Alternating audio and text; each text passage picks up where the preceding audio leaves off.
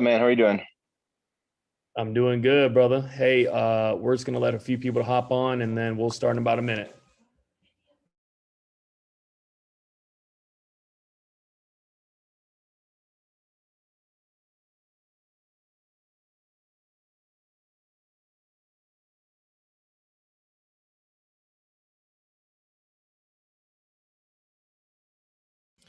Hey guys, for those of you that want to participate in the chat in the group, make sure that if you do click the chat, it's not to the panelist only, but to the panelists and attendees. Because if that's the case, nobody can see what you're saying.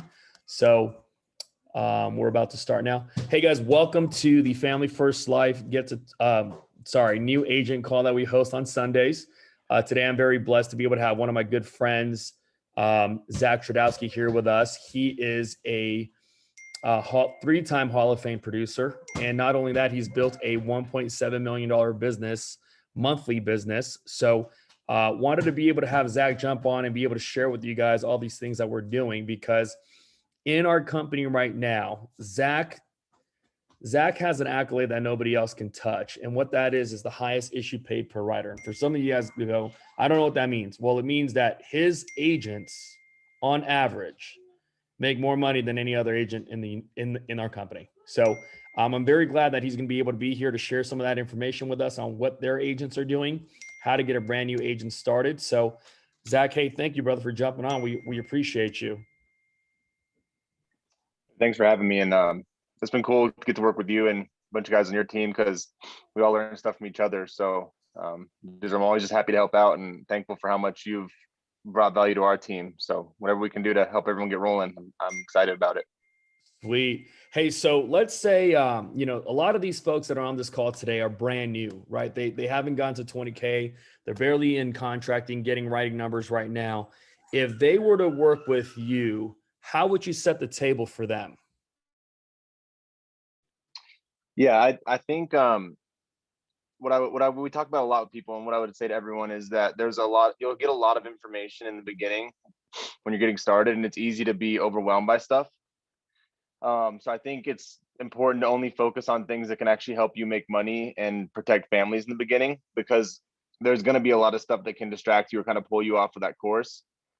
So I always break it down into three different categories. So, it's either making sure you have enough leads, making sure that you're ready for dial day, you get on the phones as quickly as soon as you submit contracting, you're getting on the phones and dialing, and you know what an appropriate dial day looks like, and then you know what to do once you actually get into the home. So, I mean, we can break those down a little bit more, but I would, if it's not one of those three categories, it's not going to help you in the beginning. There's no need to, learn AMS. There's no need to, learn about like annuities and all this other crazy stuff that's out there.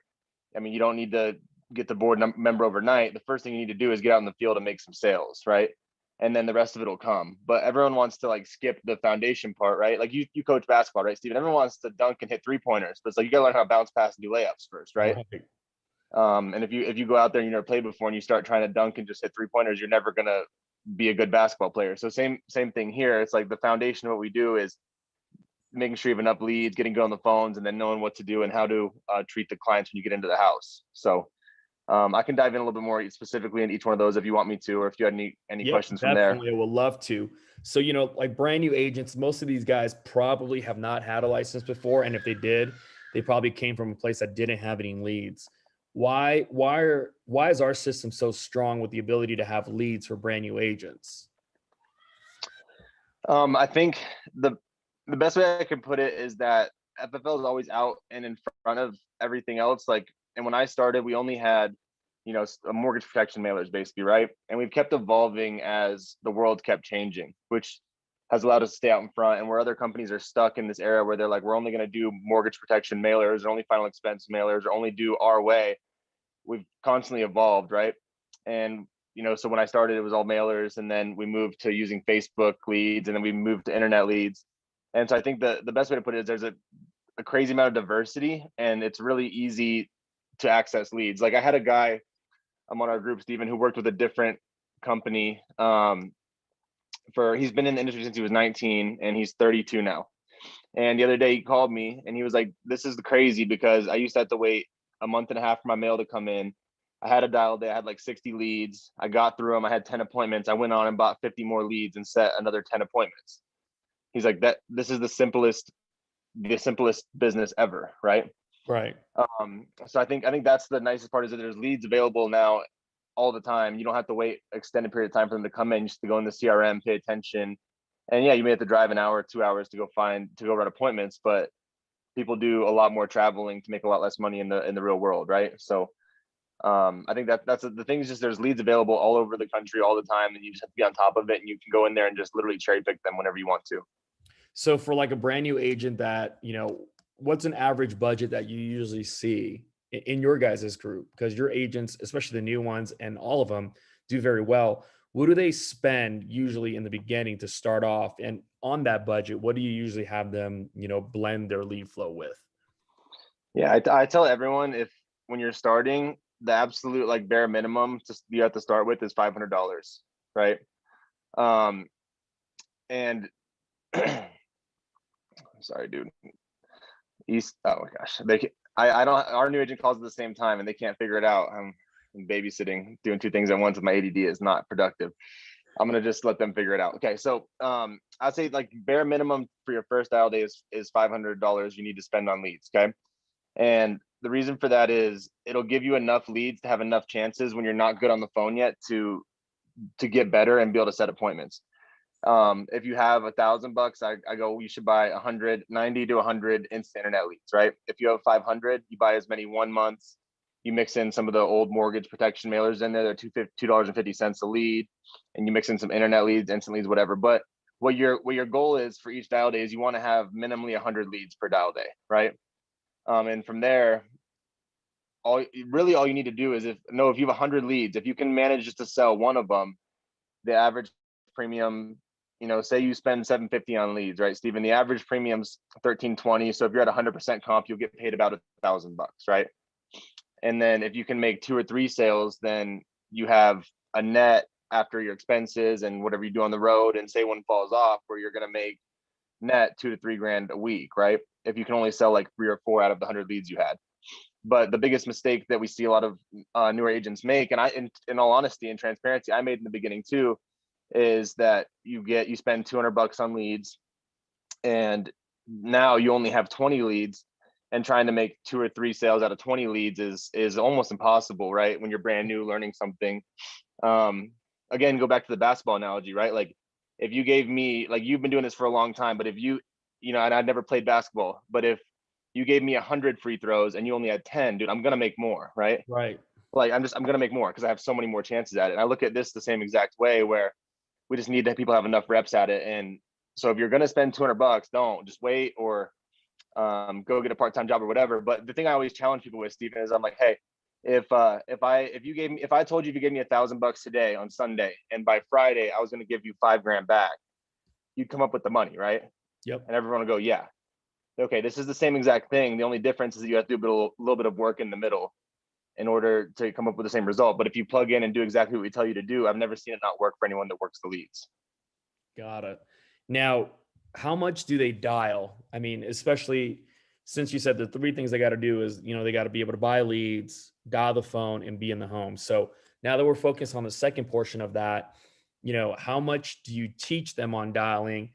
Do they watch videos? Do they jump on live Zooms? Like, what do you guys teach in your group to get agents in the field fast?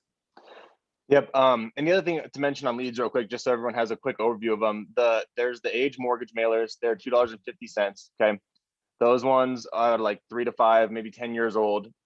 And you're calling them because most agents won't do annual reviews of their clients. So you're calling them to set up the time to go out and review everything and make sure that you can either get them a better policy or add-on policy coverage for wife, kids, whatever, right?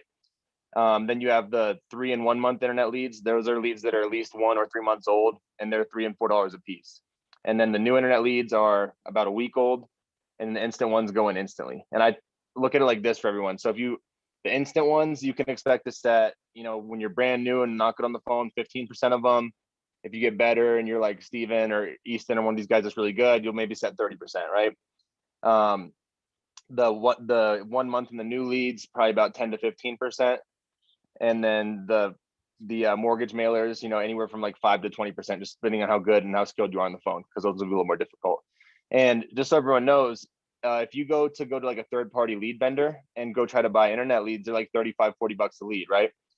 And then with those ones, you can request, if they have a bad number, a bad address, something, you can request a credit. But FFL set it up where they discount all of them at 11, 9, $3 or $4 a piece to account for all of that. So you don't have to go in and keep requesting that to happen. So no, going in, if you get 100 leads, there's probably going to be 10 to 15 people who are going to put false information on there because they're phoned out online, right?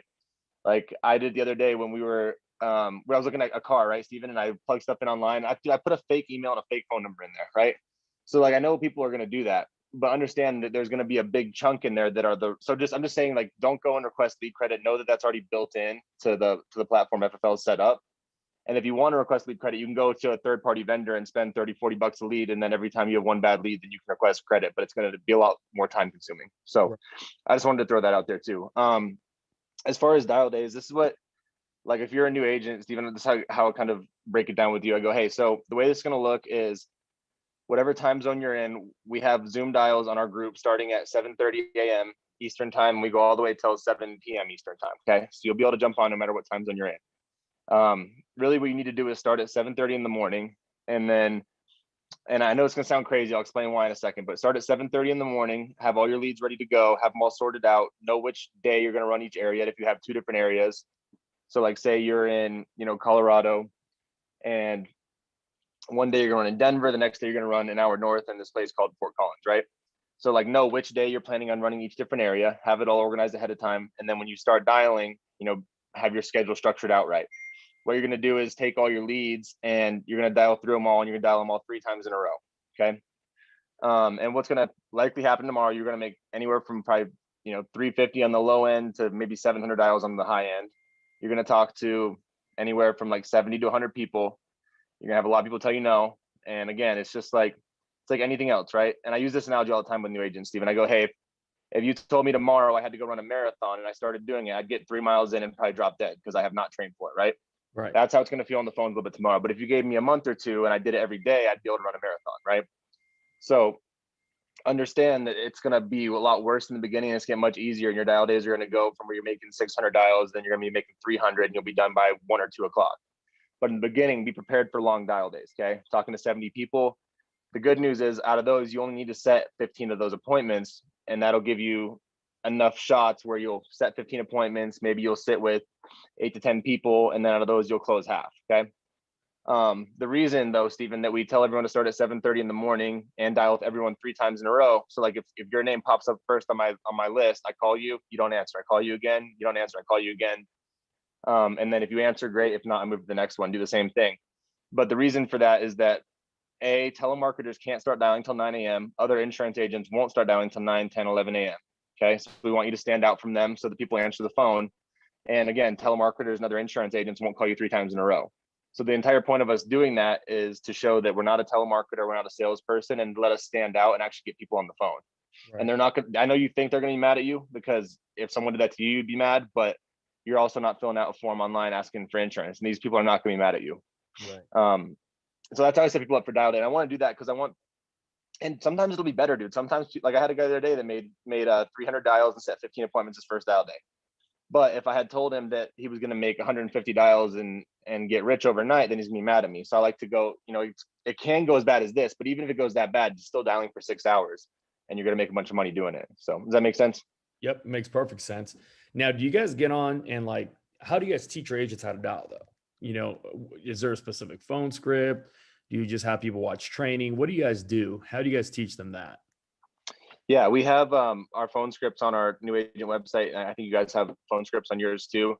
And then we have people, get on and dial while they're listening to other people. And then a lot of our managers will do smaller little breakout groups where they'll go if you're a new agent, I'll go, hey, Steven, why don't you come dial with me for a little bit? I'll listen to you dial and I'll coach you up a little bit. So a lot of our managers do stuff like that with their groups as well. Nice. And then the thing with phone scripts is I tell people they're good, but the sooner you can get to the point where you're not reading verbatim off of it, the better, because you're going to sound less robotic and less like a salesperson. So I think they're good. I think you should look at them, review them and everything, kind of make them your own, maybe make some bullet points on some stuff you want to definitely hit on every time that's important. But your whole goal on the phone is to sound as little like a telemarketer as possible. So as soon as you start robotically reading off of a phone script and it doesn't sound natural, then they put you right back in that category where you're just a telemarketer again. Right. Got it. So now that they have the phones, they're on the phones, and they're making the calls, they book some appointments now, right? Do you tell them to study product knowledge? Like what what do you guys do in terms of like the way to break it down the easiest form? How do you guys now teach them, quote unquote, how to sell? Yeah. So, I mean, basically too, if someone goes, hey, I want to learn about products or all this stuff before, I go, hey, so the nice thing about products is that, and it's the same way we explain it to clients, right? So they're all state regulated. And basically all that means we work with a bunch of different companies, and how you're going to choose the product for the client is just based on their age and health, which we're going to teach you when you're meeting with the clients. But there's no special bells and whistles or anything like that to any of the products. All you need to know is there's ones that have a term, and all that means is that it lasts a certain number of years and goes away. There's ones where you get the money at the end, you get the money back at the end of those, and then there's permanent products. That's the only stuff that we have, and that's the only thing there is in life insurance. And how we're going to figure it out for your client is just based on their age and health and what they're looking for. So what we're going to do, Stephen, is once you get your 15 appointments, you're going to call me in every house. I'm going to show you how to use the underwriting guides and everything, your first 10 or so appointments, and then you're not going to need my help anymore. And it's really simple. Nice. And if you ever do need my help, though, and you're not sure what to write someone, I'm always going to be here. But I'm just telling you, like, it's not going to be difficult for you to figure it out, because we're not doing anything crazy for people. We're just keeping it simple and getting them insurance, and we're just filling a request that they ask for. So we don't have to pitch them on anything. You're not going to go through and sell them on any specific product. Dude, I bet if you went back to all my clients and go, hey, what company do you have insurance with? They'd probably go, I don't know. Zach set it up for me. Like, we have a policy over here somewhere, right? Yeah, it was but Zach. Like, I never went. Yeah, I never. And dude, I always wrote Americo, right? But I never went, hey, Steven, we're definitely gonna get you Americo. It's our premium carrier. I just was like, hey, I'm gonna shop around for you, figure out what the best possible situation for you and your family is. If I need any assistance, I'll call our home office and they'll let us know. But we're gonna, take care of everything for you and be able to look at all the different carriers for you. And then at the end of the day, they don't care. Do they just want to have insurance? They want to know that if they die, it's going to pay out. And they want to know that if you're coming there and sitting with them, they want to look you in the eyes and go, if I die, is this dude going to be there to make sure my family gets this paid out? That's all the clients are looking for. As far as like when we get actually in the house, I have people keep it really simple. And there's a few things. And like, I think the simpler you can keep the in-home, like one thing I learned early on, Stephen, and I'm not good. I didn't like sales. I don't like salespeople that much. I don't think anyone really does, right? They don't want to be sold to. So what I was constantly thinking about with my in-home was, how can I make this as least salesy and most comfortable for the clients as possible, right? So I just looked at it like order taking and asking good questions. So when you're a new agent, just know, like, if you find yourself talking the majority of the appointment, you're doing it wrong for sure. Like, I think that in the perfect world, you're talking maybe 25% of the time, asking them good questions. They're talking the other 75% of the time. And the only time you're explaining something is when you go, hey, just so you know, this is how this specific product we're going to go with works, and boom, boom, boom, boom. And that's after you've called Steven or whoever and they tell you what to write. How I always opened in-home, and I think it works with every lead type, is it doesn't say Steven filled out an internet lead, when he's 70 years old. I go, hey, Steven, I assume you filled this out because if you pass away, you don't want to be a burden on someone. Is that correct? Yep. Okay. Who would that person be? Are you married or kids? Or let's say you're not married, but just because your wife would be there. So is it one of your kids or grandkids, or who are you looking to leave money for? My daughter. Okay, cool. Daughter. Where does your daughter live at? She lives out of state. Okay. What state she live in? California. Got it. What's her name? Juliana.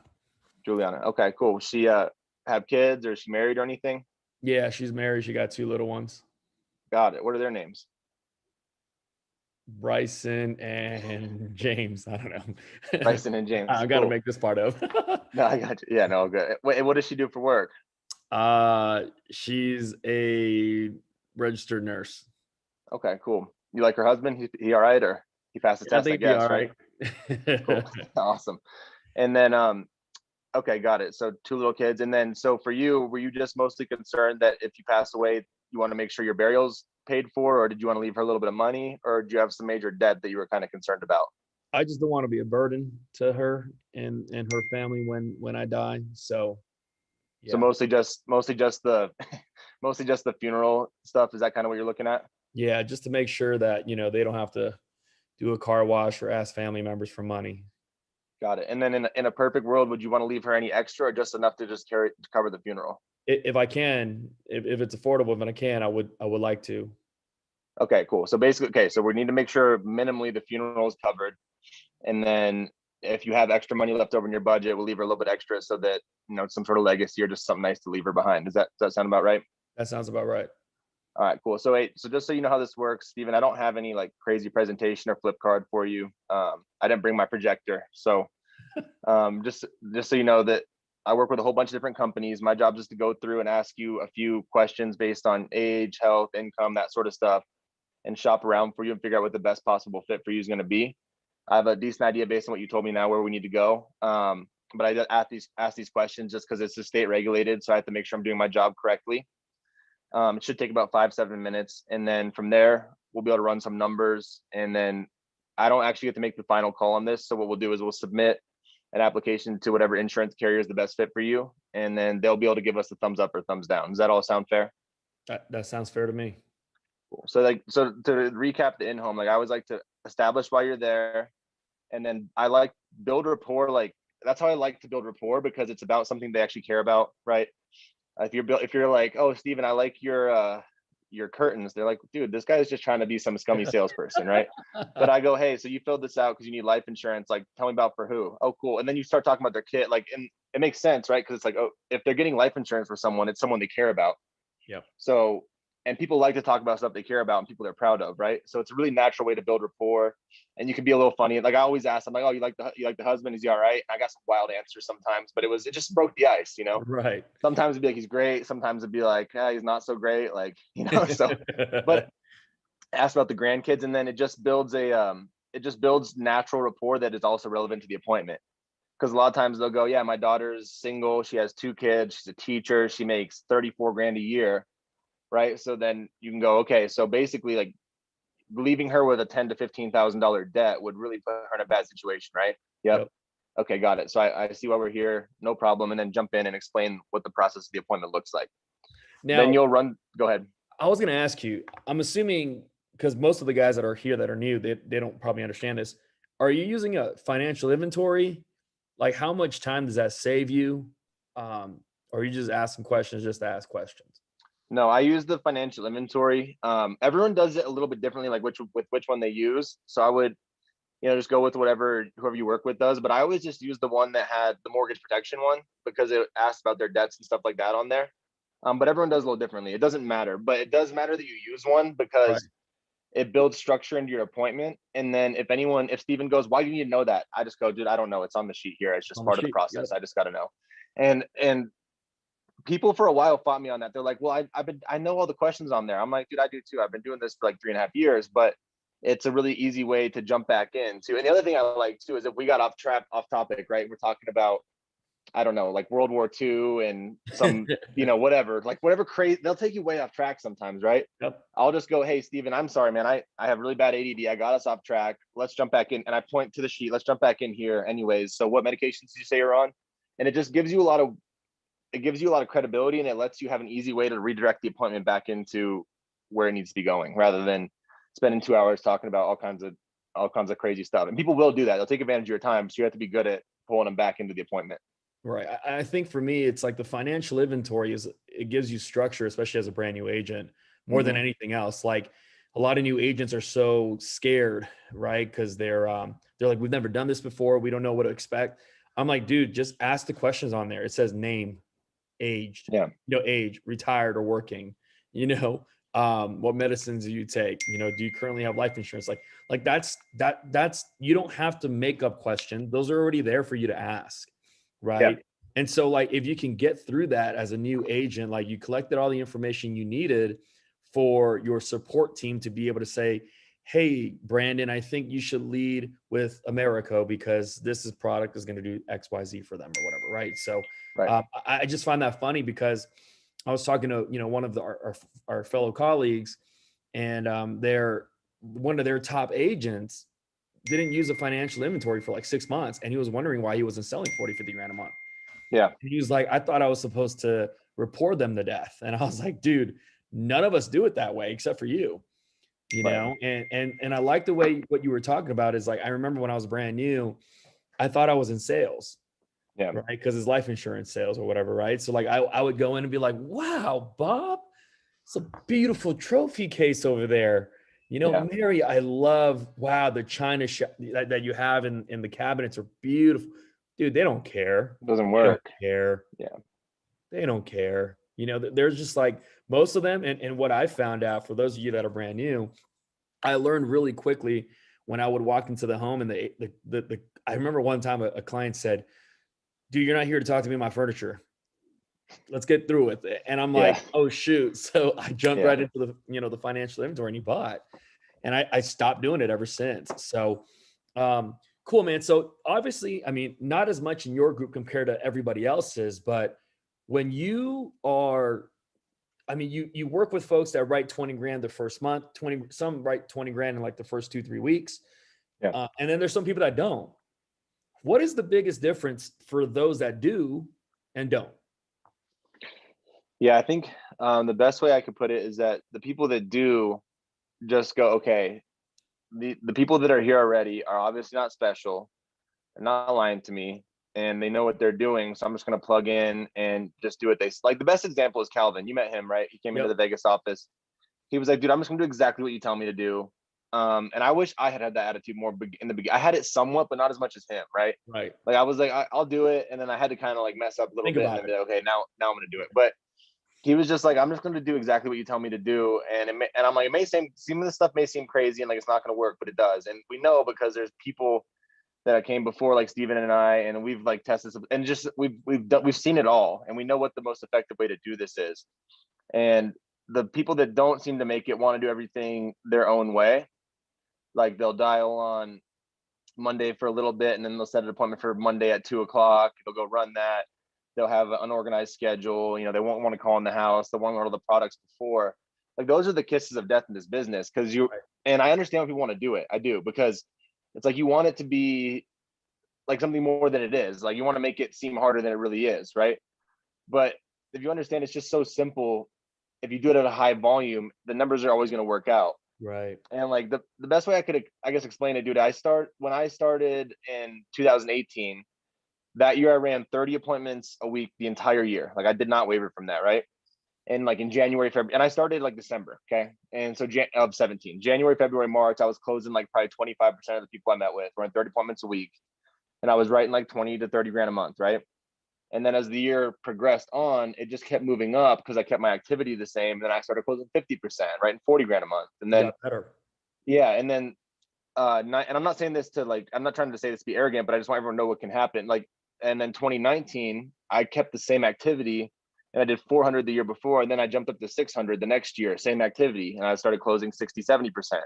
And then 2020, same thing. Went up to 700 in 10 months of the year, same exact activity, but you just get better and more comfortable and you'll start closing 80, 90%. But in the beginning, dude, it's not, if you close 25%, I've done this, like this like kind of problem with people before, but it's like 1,500 appointments for the year. If you close 25% of those, if you run 30 a week, it's like $526,000. Okay. So like if you really suck and you only sell 25%, but you run 30 appointments a week, you're going to make a ton of money. Yep. But that's where the rub is that people want to overcomplicate it and go, I need to work on my in-home. I need to work on this or that.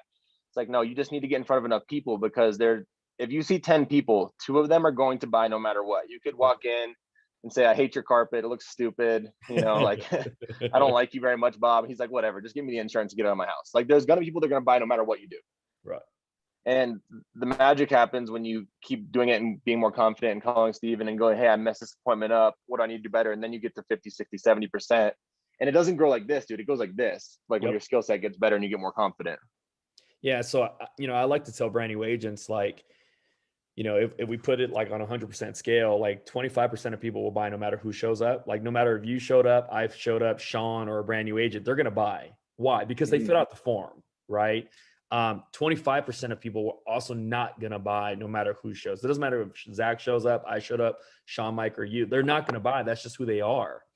The 50% Yeah. is where your skills come in. That's where, as you get better, that's where you get a pickup from 25 to 35, 45, 55, all the way to 75 and above. That's where the skill set, the training, learning and talking to other agents, shortening your learning curve, intensifying your learning curve. That's where that helps you out as an agent. So, Yeah. because One other thing on that, Stephen, the biggest change. So like in December of 17, I wrote 11,000, and then January was like 12,000. Okay. And then I went to like 30 after that. And what I changed in the middle there was I started, like I stopped talking to everyone else who was where I was at in the business that was doing the same stuff. Cause the first few months it's comfortable. You want to talk to the people who are where you're at. But if you're spending most of your time talking to people who are doing what you're doing, it's really hard to get better because you guys are just bouncing stuff off each other, and you're not going to grow. right. So then I only started calling and asking for help from people who were where I wanted to be. So like at that time, there was this guy I worked with named Wayne Carr, right? Who's still here. He's great, but he was writing 40 grand a month. So I started calling him, and I would go, "Hey, Wayne, I had this appointment. This is what happened. What did I do wrong?" And what I was doing before was I was calling other people and going, "Oh, like this is what happened. Like these clients were so dumb," and all this negative stuff. And then I started going, "Hey, I just assumed I assumed he would have closed it." So I started calling and going, "Hey, this is what happened. This is what I said. What could I have done differently?" And I just let him coach me up on it. And then he was able to tell me, like, you could have done this, or you could have done nothing. So Right. I think until you're writing 50, 60, 70 grand a month, you need to call someone else and ask for their help and not be above. I'm talking to like people like yourself and Andrew and Grady Pulse and all the people who I'm like, I want to get to $5 million a month as a business by the end of the year. So I'm only talking to people who can help me get to that point. Right. So I think it's important. And for a while I lost that. I remember when I started writing about business, I didn't do it. And it's like, dude, Tom Brady still has coaches, like Tiger Woods has a swing coach when he was the best golfer in the world. So you're never above getting help and getting better. And I think that's what being humble is about, is just knowing you can always improve. The other thing is they can see gaps in you that you can't see. Right. That's the reason why most of those guys that you name have coaches, because you can't see your in-home presentation. It's funny. It's like, actually, we'll talk about this right now, real quick. I had a gentleman that I was working with that couldn't close the door. Like he was bad, right? And one day I was like, you know what? Like I don't believe anybody can be that bad. Like I don't believe it, right? So I said, do me a favor, when you get in the in-home, I want you to record the audio of the in-home presentation and just send it to me. And he did. And like when I listened to it, I was cringing because he was like offending the client. Like, but he didn't know he was. You know what I mean? And I was like, well, duh, that's the reason why you're not selling, is because like you're making fun of them indirectly. Like you shouldn't be saying those things. And once we fixed that, man, like started selling more, surprise, surprise. But it's because he couldn't see that. And see, the thing I will tell you, for those of you out on the call, is like don't ask advice from people that are not there. So like if your goal is to be a 20K producer, go ask somebody that's written 40. Because if you did half of what they will tell you, you do 20. You know what I mean? Like if you wanted to have $1 million business, go talk to someone that has a, $500,000 business and above. Like talk to the people that are there and beyond. Because when you linger around the circle that you have, you won't grow.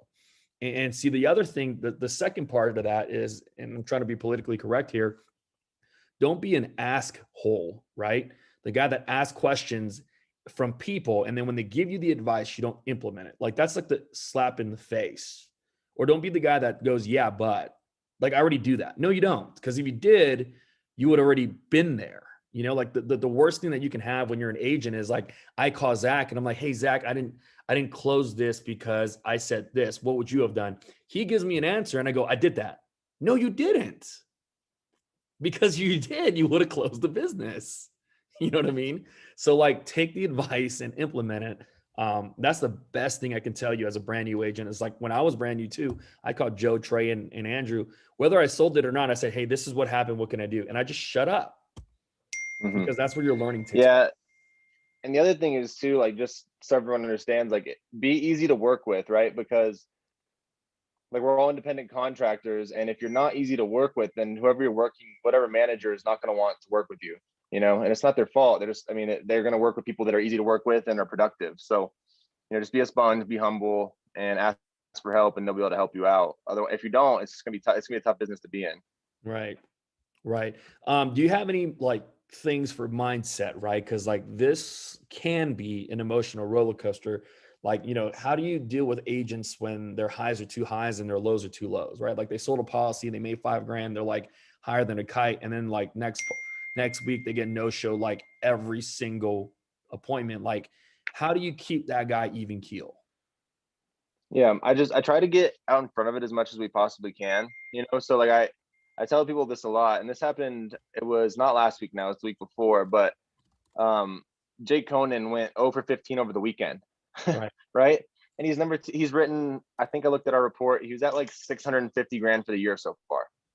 He's number 2 agent in the company. He writes a ton of business. And so I like to tell people that I'm like, hey, just so you know, this is going to happen where you have times where you don't sell 15, where you go 0 for 15. Okay. But the reason it doesn't affect Jake is because Monday, Tuesday, Wednesday, he got back on the phone Sunday because he had a bad weekend. He set 24 more appointments. He ended up writing 20 grand Monday, Tuesday, Wednesday. Okay. Which is a lot, but I mean, Right. it's what will happen. And the reason it doesn't affect him though, is because he always has enough volume to where the numbers don't affect him. Because if you run, God forbid, you run 8 appointments a week, dude, and then you have that stretch where you go 0 for 8, and then next week you still have that stretch where you go 0 for 7, then you're out of the business, right? Right. But the reason it doesn't, or if you run 15 appointments a week, you could have a whole week where you don't sell anything. But it won't ever affect you if you run 30 to 40 appointments a week, because eventually you'll get back on track and you'll go sell a bunch of insurance. So the best way to make sure you don't ride ups and downs is don't look at the result you're having. Don't look at don't make your goal to run like 15, make 15 grand a week or 10 or 8 or 5 or whatever. Make your goal to run 30 appointments a week. And I mean, this goes for a lot of parts of life, right? But like you want to be obsessed with the process, not the end result, right? So if you make your goal to run 30 appointments a week and you hit that, then you did everything you could. The numbers will work out or they won't, but they're not going to ever be a 0 if you run 30. Right. Right. But it can happen if you run 10 or 15. So that's what I used to go up and down all the time because my goal was to write 15 grand a week. But then when I started running 30 to 35 appointments a week and made that my goal, my goal was run 34 appointments a week. When I made that my goal, I hit it. I knew I did everything I possibly could, and the numbers were going to work out however they would. And they usually worked out between 10 to 20 grand a week.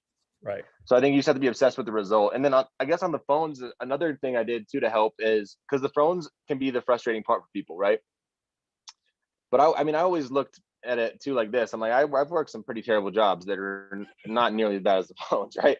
Like I remember I worked on the oil fields when I was in college in summertime, Stephen, to try to pay for everything, right? Because it paid well, but that's no joke, dude. And especially if you're like a temp worker like I was that did 4 months out of the year, they make you do all the bad Dirty stuff. stuff. Right. I'm trying to not cuss because I just got. But anyway, so like they make you mix cement and be in the sun for 10 hours a day, and it's hard work. So I always remembered that when I went to complain about being on the phones, right? But the other thing I did too is I always made it a goal to have my goal every dial day was to get 100 people to say no to me on the phones. I like that. And I think everyone should make that their goal because when you're dialing, it helps you have the right posture where you're setting the correct appointments. And mentally, it gives you a win either way, right? Like if someone picks up the phone, you're winning either way. Either you set the appointment, which is a win, or they say no and it's a win. You get to check it off your list. Right. So that helped me not get bogged down by people telling me no on the phone. I'm like, oh, I got my no, cool. And I was always like in my head, I was like, if I ever get to 100 no's, I'm going home and I'm going to the bar or something, dude. I'm getting out of here if I get 100 no's though. And it never happened. So I think that was a good way to mentally like keep you sharp because then you don't get real negative on yourself. You're like, cool, it's just one of the no's I needed to get to my 15 yeses. Right. I like that because you can have a bad day. Some Yeah. people might have a bad week, but if you run 30 appointments a week, you can't have a bad month. It's not possible. Yeah. Like you might write 15 grand one week, 7 the next week, 4 the other, and then 10 at the end. Like you'll still be fine. The numbers will always work out. Can you talk about how new agents and the roller coaster when you're between 30 to 70 grand is way more fun than the one between like 8 to 20. Yeah, because like it's just a lot more fun of a roller coaster. It's just when you hit the big month and you're on fire, you're like, oh, this is great. But on the other side of that coin, if you're doing the 15 appointments a week, then you're going to go between, you have a month where you maybe issue 8, you might get to 25, and you'll get smoked by chargebacks if you do it that way. Right. And it's funny you say that because, when you go from 30 to 70, that roller coaster, like your low months were your previous highs, that's the fun part. Can you kind of talk about, because I see a lot of new agents make this mistake where they've never made the money they made with Family First Life, or they came from another IMO And so like they smash it the first week, first month, whatever it is. And then they go on vacation. And it's like the worst thing they can do. Right. Can you kind of talk about how do you prepare an agent for that so that they don't hurt themselves? Because what will happen, right? Like lead rolls up, chargebacks, don't have money to buy leads because you spend it on your vacation. Can you kind of talk about that? Like how every agent makes that mistake?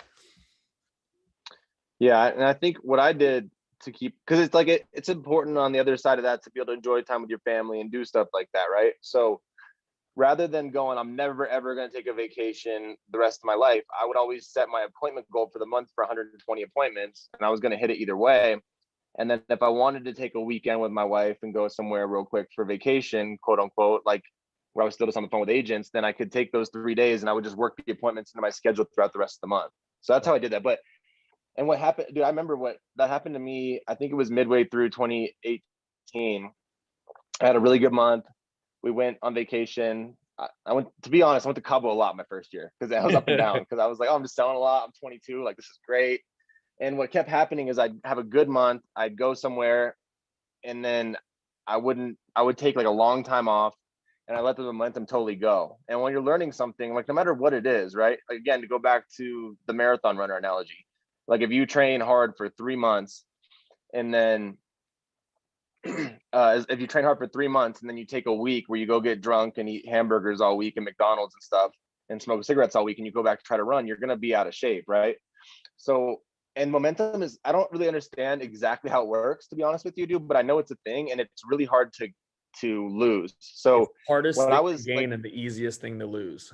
yeah, it's easy to lose, but when you're in a rhythm, if you keep the same activity, you won't lose it. So like my thing was always like, once I got to the point where I was just doing 30 appointments a week and I knew 30 appointments a week would get me minimally 50, 60 grand a month, I was like, I'm just going to run that schedule forever until I get out of the field because I don't want to deal with losing momentum. Right. Because what can happen, right, is we're in advanced business. Depending on who you are, 20 to 30% will fall off, maybe 10 if you're real good, right? But somewhere from, probably 15 to 30% is definitely going to fall off the books. So say you write 20 grand a month and you take the whole next month off, right? Then from that $20,000, you're going to have $4,000 fall off, right? You go spend all your money and then you come back and you owe America $4,000 and have no money for leads. It's a hard hole to get back out of. It's like starting back as a new agent. It's like you just worse reset because now everything you're that you had 4 grand in going the on. hole. Yeah. It's Yep. actually And then you worse get in than your starting head. as a brand new agent. Right. So, but I think the best way to do it is just let people know it definitely, if you take a lot of time off, we're in advanced business and it will hurt you. So make appointment goal for the entire month and make sure you always hit that. Yeah. Right. So you can take a week off. That's fine. But you have to make it up on the front end and the back end. Right. So say you run your goal is to do 120 appointments a month. Okay. Then that means if you're taking week 2 of the month off, that means week 1, you're going to have to run 40 appointments. Week 2, you're going to have to run 40 appointments. Week 3, you're going to have to run 40, or week 3, you have to run 40, and week 4, you have to run 40 to make up for the 30 that you're missing. Right. Right. Right. That makes sense. Hey guys, if you have any questions, feel free to drop them in the chat or the Q&A. We'll hit them in about 5 to 10 minutes. Zach, anything else, man, that you see that new agents might struggle with, that if we can help them understand now, then by the time they get there, they're like, oh man, I remember that one call with Zach. He said this. Don't do that because that's the warning sign. You know what I mean? So is there anything besides the vacation and all that stuff that we just talked about that if you can help someone, brand new, get to 20 grand, get to 40 grand, 60 grand, what would you tell them? Yeah, I think there's a few things. So on the training side, like getting on this training, the TNL, any of your guys' team calls, that's all good. And that's what that average producer does. Okay. So if you want to write 8 grand a month, great, do that. But like if you want to excel in this business, find people you can relate to, that you like the way they approach stuff. There's so many trainings on YouTube, Facebook, everywhere.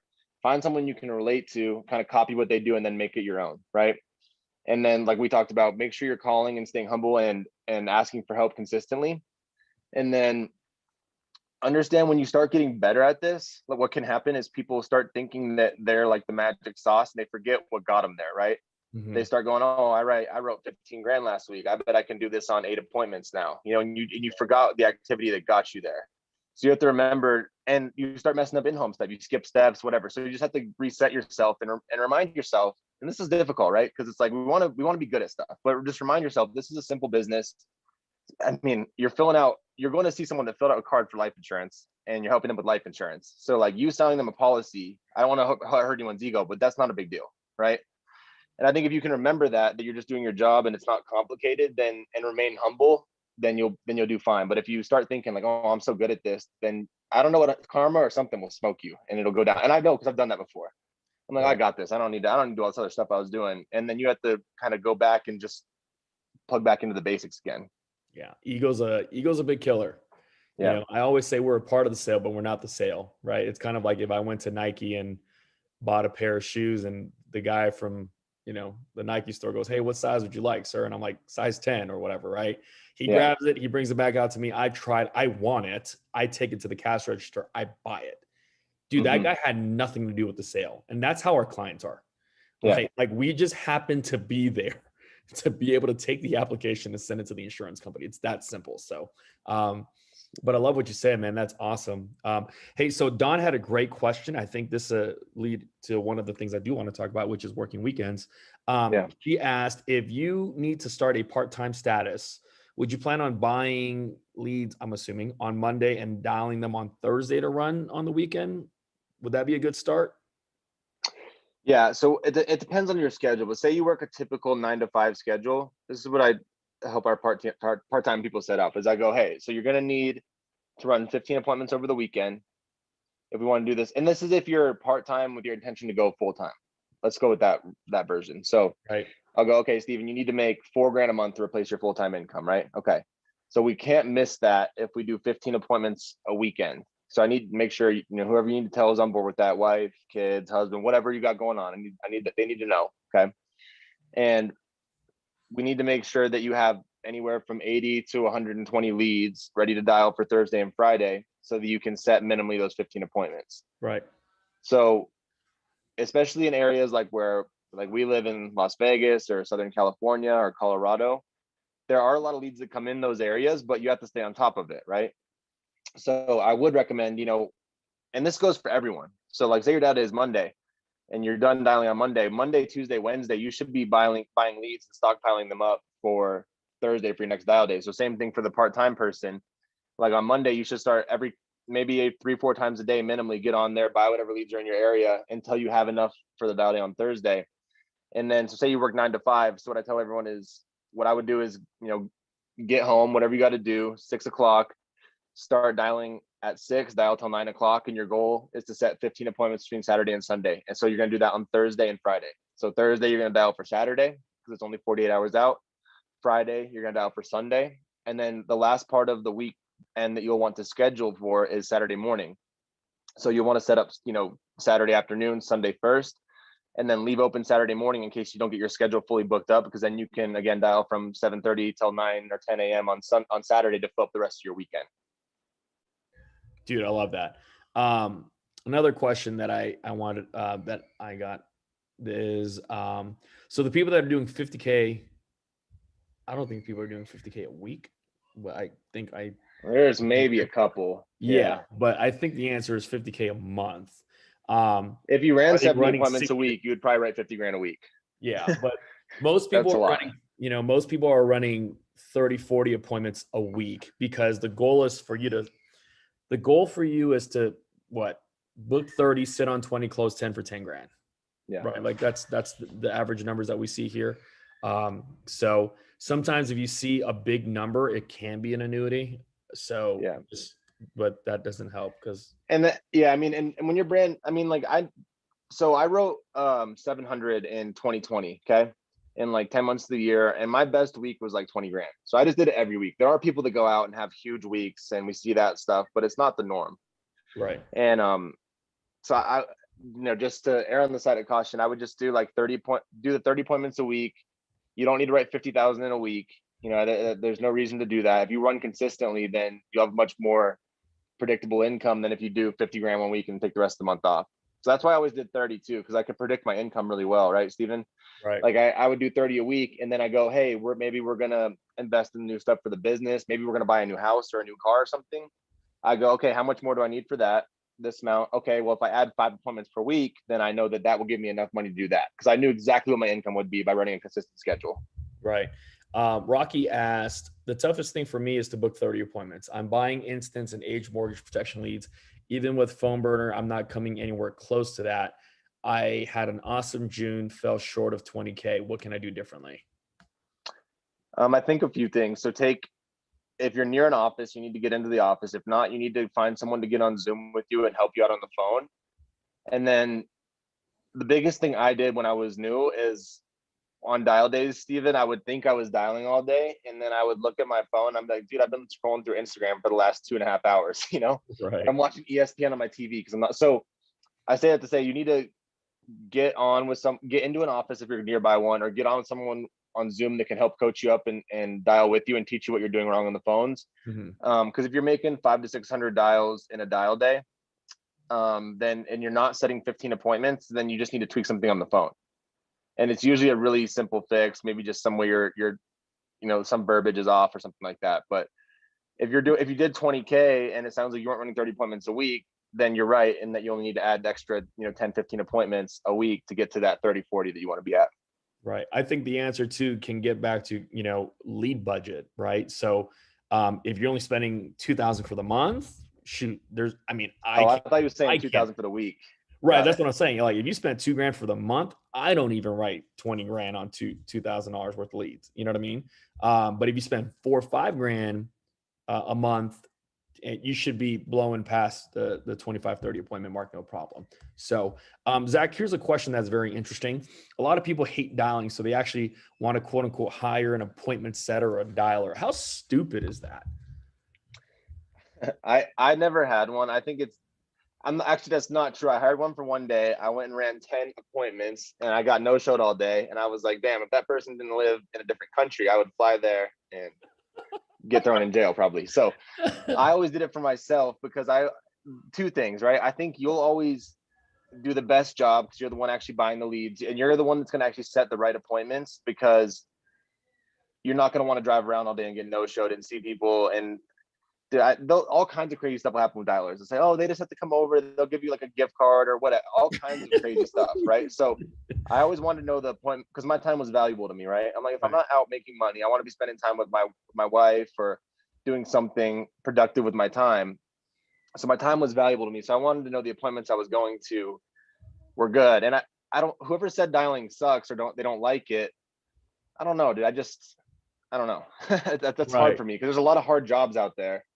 And I think, I don't want to say pathetic because that's not the right word, but I just think that's a really, really terrible excuse to say you hate dialing. It's like, then go back to what you were doing when you're making $15 an hour. It's all good. Right. I think it's the fear of rejection. Yeah. Is probably who cares? What are they gonna do? Jump about. through the phone, dude? It's okay. It's all right. You'll be okay. They can't jump through the phone. It's all good. And they're not saying no to you. They're just saying no to having life insurance or no to you coming over. So it's so funny that you say that. Another good question is, can you go over chargebacks and how to, lower the percentage of them, I guess, persistency, right? What did you do to strengthen your persistency in the home? I always, because there's not like a lot you can do after the home. I always had my assistant call a week later and go, I'm calling from Zach Twardowski's office just to make sure you received your policy, everything makes sense. So I would have her do that. I don't know if that helped or didn't help. I think the biggest thing is making sure the sale is solid while you're there. Right. Like and I know there's people probably doing this on this. I used to do this too. And dude, my 14-month persistency when I started was good. Then it went down to like 68% with Americo. And then when I finished in the field, it was like 80% again. Nice. And what I changed in there is I stopped ever writing business for someone that was like not sure about it, right? So if you're going, hey, we're just going to put this through to see if you get approved, just know that is not a sale. It's going to charge back. So write real business. And what I mean by that is if Steven goes, hey, Zach, so can I cancel this? I go, Steven, we talked about your daughter and that she would really need this. Why would you cancel this ever and risk putting her in that situation? Right. And what we don't want to have happen is we apply for insurance, you cancel it, you apply again, cancel it, then you're not gonna be able to get insurance. So I just tell me now if this is something you don't want or need, because we won't do it. But you did tell me it was important to you and your family, right? Or like if someone like a lot of people go, you know, hey, can we think about this? And they'll go, yeah, no problem at all. We're just going to put the application through, see if it gets approved, and then we can think about it. It's like, stop doing that. Don't do that. It's not a sale. Yeah, Go, asking. hey, Steven, you told me how important, and that's usually because people don't do a good job of uncovering the why in the appointment, right? So go, Steven, you told me X, Y, and Z reason was why you needed this. Do you feel comfortable with me, and does the product make sense to you? Yes, Right. it does. Okay, got it. And you said you need it, right? Yep. I just want to think about it. Perfect. So I assume the only reason you're saying that is you're unsure of your budget. Is that correct? Yep. Yep. Okay, cool. So what we're gonna do then today is start with this lower option here that we know definitely will fit in based on everything you told me. And then what I would need you to do is check your budget for the next month. And if you think you can get more insurance, call me and we'll increase it. But we're gonna get this one in and locked in today so you have something in place. Does that sound fair? Yep. So it's just making sure that you have solid sales in the appointments and then closing it up well, right? So the way I would always go is, just so you know, you all are stuck with me now, Steven. So if anyone else calls you or anything like that, let me know and I'll meet them here. And plus, you don't want some, and I don't want to offend anyone, but you don't want some old white dude with a briefcase and a pocket protector coming over and upselling you on a bunch of stuff you don't need, right? So if they do come over, let me know. I'll come over and meet you here and we'll take care of it for you. And then they'll laugh a little bit. And I also let them know my job is just getting started, just so y'all know. So if something does happen, and I've had like 22 death claims, so I really do mean this, right? I'm like, and I tell people that too. So if something does happen and you pass away, I need to make sure that your kids have my contact information. So I'm going to give you a couple extra cards to give to them, or virtual cards if you have that to send to them. And my job is, when you pass away or something happens to you, to make sure that that money gets paid out as quickly as possible to your children. So I want to make sure that they have my contact information and they know that I'm going to be here to make sure that your policy gets paid out to them. Love it. All right, man. Hey, last question. I think it's a good one too. What are some tips for minimizing no-shows, and do you call to confirm before going to the appointments? So I never call to confirm. What I would always do though is I would always give people a window. So I'd go, hey, Steven, I got you down for 4 o'clock tomorrow. Now, as you know, traffic and whatnot can be crazy. So just do me a favor and give me a window between 4 and 5 to get there. I'll definitely be there. And if I'm late, I still wouldn't call them. And they'll almost 90% of the time, they'll always be there. Even if they called me beforehand, I wouldn't answer. I didn't answer my phone while I was in the field for any numbers I didn't know, just because I wanted to make sure I go to all my appointments. One tip for the phones is, people are going to forget. No matter how good you are on the phone, no matter if they write it down, if they tattoo it to their freaking arm, they're going to forget sometimes, right? So what I would always try to do is figure out their schedule. So like, say it's you, Steve. Hey, Steven, so you said you're retired, right? Tomorrow, do you have anything going on? Do you have any doctor's appointments? Are you planning on staying at home all day, or what does your schedule look like for tomorrow? Might go to the market and all that stuff. Okay, grandkids or anything, or just have the market thing going on? No, just the market going on tomorrow. Okay, so what I can do is I can get over to you around 8 a.m. Is there any reason you will have left the house by then, or you definitely be home by 8 o'clock? Should be home. Okay, should be home or you will be home, because I need to make sure you're there. And the only reason this takes about 10 minutes, I see a lot of people every day, so I just need to make sure you're there so we don't have to go through the whole thing where we reschedule this. So is 8 o'clock definitely work, or do we need to do a different time? 8 o'clock definitely works. All right, I'll see you at 8, man. Hey, do me a favor, have your ID out. And just like I said, we're going to take about 10 minutes, go over a couple health questions. I'll let you know what you qualify for, and I'll get out of your hair, okay? Yep. Dude, that's money. So, and if you do it like that, dude, then I always have them tell them get their ID out, because a lot of times they'll like get it out then and put it on their table, and they'll see it and they'll remember, you know? And I also wanted to set it up to where they would be home no matter what, because what I would get a lot, probably 2 or 3 times a day, was I'd come over and they'd be like, I forgot you were coming. Like, no problem, I'm here. But I did it on purpose because I knew they were going to forget. So I wanted them, even if they forgot, that they would still going to be home, because I knew their schedule. sweet. So I don't think there's like, people always go like, you could do tie downs and all this stuff. I'm like, I don't know if that works, kind of, but I think it's better just to know exactly when they're going to be home. So even if they forget, they're still going to be there anyways. Right.